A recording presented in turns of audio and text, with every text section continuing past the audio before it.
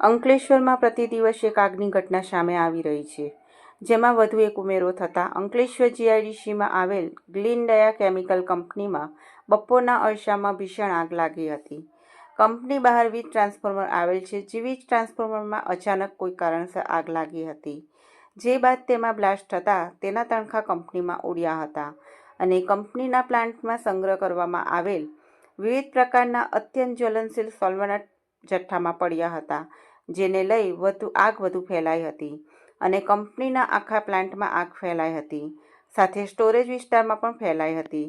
Storage કરાયેલ સોલ્વન્ટના જથ્થામાં એક પછી એક બ્લાસ્ટ થયા હતા.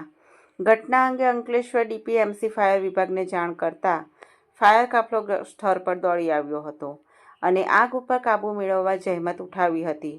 જોકે આગે વિકરાળ સ્વરૂપ ધારણ કરતા અંકલેશ્વર નગરપાલિકા, પાનોલી નોટિફાઈડ ફાયર, ભરૂચ, ઝઘડિયા તેમજ અન્ય ખાનગી કંપનીઓનો ફાયર કાફલો સ્થળ પર દોડી આવ્યો હતો. 12થી વધુ ફાયર ટેન્ડરો આગ પર કાબૂ મેળવવા પ્રયત્નો શરૂ કર્યા હતા. વિવિધ સોલ્વન્ટ જથ્થાને લઈ આગ વિકરાળ રૂપ ધારણ કરતા આગની જ્વાળા 150થી 200 મીટર ઉપર સુધી પહોંચી હતી. ઘટના અંગે અંકલેશ્વર તાલુકા ડિઝાસ્ટર ટીમના મામલતદાર કરણસિંહ રાજપૂત, જીપીસીબી તેમજ જીઆઈડીસી પોલીસની ટીમ પણ સ્થળ પર દોડી આવી હતી. સદભાગ્યે આ ઘટનામાં કોઈ જાનહાનિ થવા પામી ન હતી.